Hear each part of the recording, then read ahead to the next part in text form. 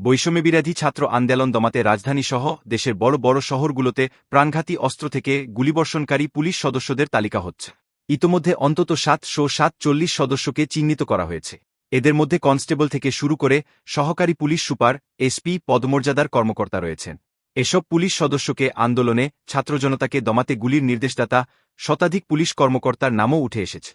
এদের মধ্যে অতিরিক্ত পুলিশ সুপার, এডিসি থেকে শুরু করে অতিরিক্ত আইজিপি পদমর্যাদার কর্মকর্তাও রয়েছেন। কিন্তু রহস্যজনক কারণে জুলাই-আগস্ট গণহত্যায় জড়িত পুলিশ কর্মকর্তা ও সদস্যদের গ্রেপ্তারে কোনো উদ্যোগ নেই, যা নিয়ে নানা প্রশ্নের সৃষ্টি হয়েছে। বিভিন্ন মহলে সমালোচনার ঝড় উঠেছে। একাধিক সূত্র জানায়, আন্দোলনের সময় পুলিশের হাতে প্রাণঘাতী গুলির ঘটনা ঘটে। শেষময় ৩৫৭ পুলিশ সদস্যই প্রায় ৮,০০০ গুলি ছোড়েন। ফলে অনেক বিক্ষোভকারী নিহত ও আহত হন। আন্দোলনকারীদের ওপর গুলি চালানোর ঘটনায় ১৮ জুলাই সারা দেশে কমপ্লিট শাটডাউন ঘোষণা করা হয়। চিহ্নিত ৭৪৭ পুলিশ